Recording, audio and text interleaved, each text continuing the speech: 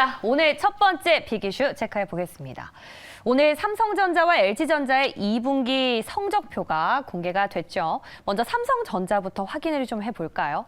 시장 우려 속에서도 상당히 선방한 2분기 실적이 나왔습니다. 매출은 77조 원, 영업이익은 14조 원으로 각각 집계가 됐는데 다만 영업이익의 경우에는 시장의 예상치를 하회했습니다.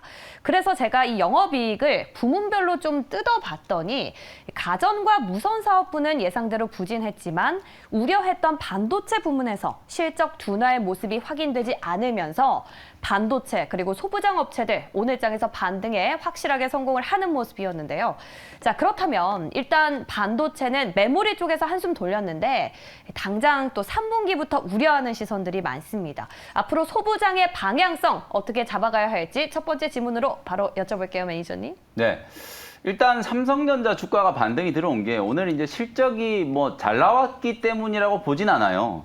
그동안에 이제 뭐 원달러 환율 이슈도 좀 있었고 네. 매크로 변수들이 워낙 조금 강했었는데 어제부터 일단 약간 이런 매크로 변수들이 좀 완화되는 분위기가 형성이 되다 보니까 오늘 외국인들이 현선물 시장에서 꽤 많이 샀거든요. 특히 네. 오늘 뭐 선물 시장에서 외국인들이 상당히 좀 공격적으로 이제 매수가 좀 들어오면서 삼성전자 주가를 좀 견인을 했고요. 오늘 기관 외국인들이 공통적으로 삼성전자를 조금 많이 담았거든요. 물론 이제 실적에 대한 불확실성 우려가 좀 있었어요. 컨센서스가 뭐 13조 초반까지 하향 조정이 좀 됐었기 때문에 오늘 14조 원 이제 턱걸이였지만 그리고 아주 이제 뭐 14조 5천억 정도 예상했던 것보다는 조금 덜 나왔지만 상대적으로 좀 무난한 실적 스코어다라는 이제 평가들이 좀 많잖아요. 실적에 대한 이제 불확실성이 어느 정도 좀 해소됐다라는 측면에서 그간 이제 조정을 좀 많이 받았던 이제 소부장 관련된 종목들이 오늘 좀 살아난 거고 결국은 경기 민감 섹터의 가장 좀 대표적인 종목들이라고 할 수 있는 이 반도체 종목들이 오늘 소부장 종목들이 조금 기지개를 켠 이유는 그런 이제 경기 침체에 대한 이제 우려가 조금 완화되고 있는 시그널들이 나타나고 있잖아요. 물가에 대한 이제 부분들이라든지 수급적인 측면 이런 것들이 이제 좀 해소가 되면서 지난주, 지지난주까지 가장 많이 조정받았던 낙폭 가대 종목들이 이제 기술적인 반등을 하는 차원에서 오늘 소부장 종목들이 또 살아났다. 다만 소부장 종목들이 지금 올라오고 있음에도 불구하고 어떤 종목은 좀 강하게 반등이 좀 들어오고 또 어떤 종목은 시장보다도 지금 잘 못 올라오는 종목들이 좀 분명히 좀 있거든요. 삼성전자의 업황 이슈, 특히나 3분기 이후부터는 뭐 메모리 가격 일정 부분 하락 조정에 대한 이제 가능성, 거기에다가 이제 EUV 공정이라든지 파운드리에 대한 이제 투자, 3나노 공정 이제 양산과 관련된 이슈 속에서 부각을 좀 받을 수 있는 종목들이 이제 선별적인 상승을 분명히 좀 할 거라고 보여지거든요.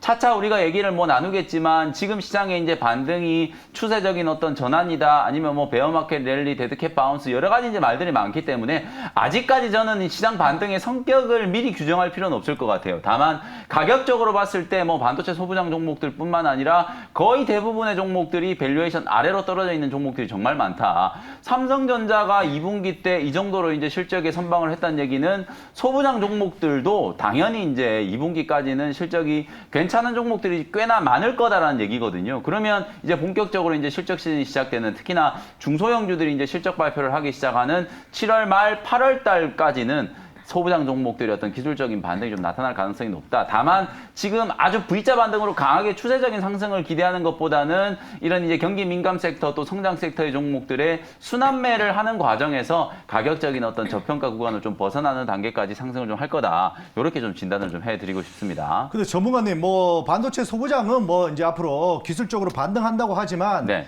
사실 삼성전자 우리 개인 투자자들이 제일 많이 산 종목이거든요. 그렇죠. 근데 삼성전자가 보면 실적 나올 때마다 네. 최고의 실적을 냈지만 그때마다 주가가 빠졌습니다. 그렇죠. 근데 오늘 드디어 어떻게 보면 실적이 나왔는데 주가가 올랐어요. 그래서 보니까 어떤 예측을 했냐 하면 수익 실현을 이제 많이 했다. 네. 이런 얘기가 있고 또 공매도도 지금 많이 쳐 있는 상태입니다. 네. 삼성전자는 그러면 앞으로 어떻게 될 것 같습니까? 그렇죠. 이제 가장 중요한 포인트예요. 지금까지는 우리가 이제 실적 발표가 삼성전자 실적 발표하는 날은 삼성전자 주가 빠지는 날이다. 네, 이런 그렇죠. 인식이 좀 강했었거든요. 네. 근데 오늘은 거꾸로 이제 거의 뭐 장중에 3, 4% 가까이 그럴까요? 강하게 반등이 좀 들어왔는데 지수 레벨을 보시면 돼요. 삼성전자가 실적 발표를 할 때 이렇게 이제 역사적인 저점 레벨에 있었던 적이 많지 않거든요. 그렇네요. 보통은 이제 실적에 대한 기대감으로 주가가 좀 올라가 있거나 네. 혹은 시장 레벨보다는 조금 더 높은 자리에 있는 경우들이 많았는데 그럴 때는 오히려 이제 실적 발표를 하고 나면 주가가 좀 조정을 받는 경우들이 많았죠. 근데 이제 네. 거꾸로 지금은 삼성전자가 이제 역사적인 레벨 하단 부근에 위치를 하고 있고 아까 말씀드렸던 것처럼 오늘 딱 공교롭게 삼성전자가 이제 실적 발표하는 날 원달러 환율이 1,300원 아래로 다시 떨어지고 외국인들의 수급 심리가 살아나면서 삼성전자 쪽으로 이제 매수 심리가 좀 강하게 쏠린 거거든요. 그러니까 네. 삼성전자도 이제는 다 시장과 마찬가지로 단기적인 저점을 어느 정도 확인했다라고 보여지고요. 빠르면 저는 내일도 6만 원 구경할 수 있을 거라고 보거든요. 오, 뭐 예. 6만 원 정도에 이제 올라오면 그때부터는 이제 투매 물량이라든지 공매도에 대한 리스크도 이제 조금 회복이 좀 될 거라고 보여지기 때문에 삼성전자는 하반기 이제 업황에 대한 노이즈에도 불구하고 점진적인 회복을 좀 점친다. 그리고 아주 길게 생각을 해보면 이제 삼성전자는 결국 이제 파운드리 얼마나 좀 빠르게 TSMC의 점유율을 회복할 수 있느냐. 그게 이제 관건이기 때문에 중장기적인 관점에서는 삼성전자의 주가의 방향성을 결정하는 건 파운드리 사업의 이제 성과를 보면서 판단해야 된다. 이렇게 말씀을 좀 드리겠습니다. 알겠습니다. 자, 그렇다면 이제 삼성전자에 이어서 LG전자 실적까지 확인을 좀 해보겠습니다. 자, LG전자는 2분기 실적, 업계 예상치를 밑돌았지만 그래도 연간 실적은 역대급이라는 기사가 나왔네요. 역시나 매출을 뜯어봤더니 컨센을 상회했지만 영업이익의 경우에는 컨센을 또 하회하는 마찬가지 비슷한 결이 나왔습니다. 물론 이 가전은 어려울 거 알고 있었는데 전장 사업에서 흑자 여부가 중요하지 않았나 이런 생각이 드는데요. LG전자 2분기 실적은 또 어떻게 평가하시는지 궁금하고 또 장 마감하고는 LG 에너지 솔루션 실적도 발표가 됐지 않습니까? 역시나 매출은 컨센 상회, 영업이익은 하회. 그래도 테슬라가 중국 생산을 늘린다고 하니까 또 LG 에너지 솔루션 같은 경우에는 하반기 기대감이 좀 커지고 있는 상황인데요. LG전자, LG 에너지 솔루션 각각의 좀 실적 어떻게 보셨는지 평가 궁금합니다. 네, LG그룹의 주요 기업들이 오늘 실적 발표를 했죠. 잘 설명해 주신 것처럼 이제 LG전자 같은 경우에는 장중에 이제 실적 발표를 하고 주가가 좀 견조한 흐름이 좀 나타났어요. 말 그대로 실적이라는 건 항상 이제 후행 지표라는 거잖아요. 이미 다 지나간 4월, 5월, 6월 달에 이제 실적이었기 때문에 세트 부문의 부진, TV라든지 이제 가전 제품들의 이제 실적이 조금 둔화될 거다라는 거 분명히 이제 예상이 됐던 부분이죠. 왜냐하면 이제 코로나19 특수가 끝나고 이제 수요에 대한 부분들이 조금 이제 둔화될 수 있는 상황들이었기 때문에 제가 자주 말씀드리는 표현이지만 이미 알고 있는 악재는 더 이상 악재가 아니다. 그러니까 오히려 실적 발표를 하고 나서 LG전자의 주가는 조금 더 탄력적으로 움직이는 모습이고 저도 이제 LG전자, 제가 아까 삼성전자 주가를 결정하는 가장 중요한 좀 바로미터가 파운드리 사업 부문의 이제 점유율을 얼마나 좀 빠르게 치고 올라갈 것인가. 네. LG전자도 마찬가지예요. LG전자가 사실 가전제품만 잘 팔았다라는 이슈 때문에 과거에 이제 코로나19 터지고 이랬을 때 주가가 급등했던 게 아니었거든요. 그 당시에 왜 올랐는지 혹시 기억나시나요? 애플카 아닙니까? 당연하죠. 네. 전장과 관련된 이 애플카 이슈 그렇죠. 속에서 LG전자 주가가 이제 급등을 했다는 거였거든요. 그런 측면에서 봤을 때 이번에 실적이 상당히 좀 고무적인 부분은 2015년 4분기 이후에 무려 6년 7년 만에 LG전자 전장 사업 부문이 흑자를 기록했다는 거예요. 그렇군요. 이게 정말 좀 중요한 포인트거든요. 그리고 지금 연말까지 이제 뭐 수주잔고가 70조 원을 넘어갈 거다 이런 기대감들이 좀 나타나고 있는 상황이기 때문에 이제 그야말로 이제 LG전자는 기업의 색깔이 바뀌고 있다. 구광모 회장이 취임하고 나서 스마트폰 사업부를 포기하면서까지 이 전장 쪽을 키웠잖아요.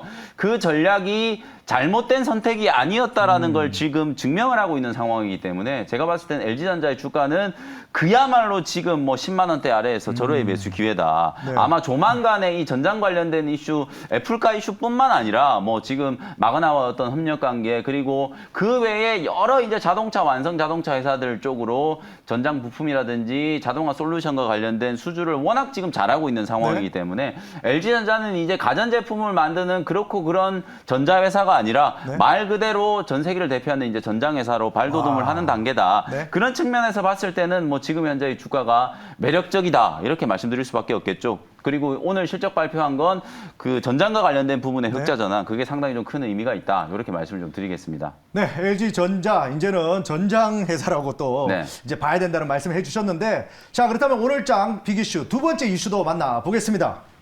네. 자, 오늘 시장에서 두 기둥은요. 하나는 실적, 하나는 원전이 아니었나 싶습니다. 바로 간밤에 나온 뉴스죠. 유럽의회가 원자력과 천연가스에 대한 발전 투자는 녹색 분류 체계에 포함을 시키기로 가결을 했다라는 기사가 밤에 나왔습니다. 그래서 이 녹색 분류 체계가 뭔지 한번 들여다봤더니 이 텍소노미라고도 부르는데요. 어떤 경제 활동을 하거나 환경 기준을 충족하는 경우에는 환경 그리고 기후 친화적인 녹색으로 분류가 될 수 있는지를 평가하는 그런 분류 체계입니다. 사실 유럽의회가 이 원자력과 또 천연가스 발전에 투자하는 걸 그러니까 녹색 경제 활동으로 인정하기로 한 입을 모았다는 얘기인데, 그런데 사실 여러분 다 알다시피 원자력의 경우에는 탄소 배출을 하지는 않지만 방사성 쓰레기를 양산하기도 하기 때문에 국가 간에도 이견이 참 많았다고 합니다.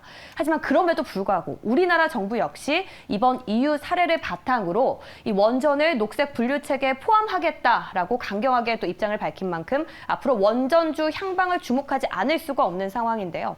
자, 원전주 그렇다면 이번 모멘텀을 업고 추세 상승을 시작한다고 봐도 되는 건지, 아니면 사실상 이번 주 낙폭이 좀 과했지 않습니까? 그에 따른 일시적인 반응일 건지 어떻게 보십니까? 네, 조금 전에 제가 이제 LG전자 답변을 드리고 지영 아나운서 표정이 좀 안 좋았잖아요. 제가 생각해보니까 LG 에너지 솔루션 얘기를 까먹었네요. LG전자만 열심히 얘기하다 보니까. 그래서 원전 답변 드리기 전에 LG 에너지 솔루션도 이제 간단하게 좀 말씀드리면, 네. LG 에너지 솔루션이 실적이 지금 되게 잘 안 나왔잖아요. 막 전년 동기 대비해서 거의 70% 가까이 이제 영업이익이 급감했다라고 지금 나왔는데, 시간의 시장에서는 많이 안 빠지거든요. 역시 왜 그러냐면 우리가 이제 기고 효과라는 거 많이 들어보셨잖아요. 작년 2분기 때 사실 충당금 환입이라든지 그리고 이제 배상금 같은 게 영업이익으로 이제 인식이 좀 되면서 작년에 이제 2분기 실적이 거의 영업이익이 7천억 이상 너무 좋았었거든요. 그러다 보니까 이제 실적이 아주 좀 나빠진 것처럼 보이는 거고, 그리고 실적이 좀 안 좋아진 이유가 아까 뭐 설명해 주셨다시피 이제 중국 셧다운에 대한 영향들이 좀 많았기 때문에,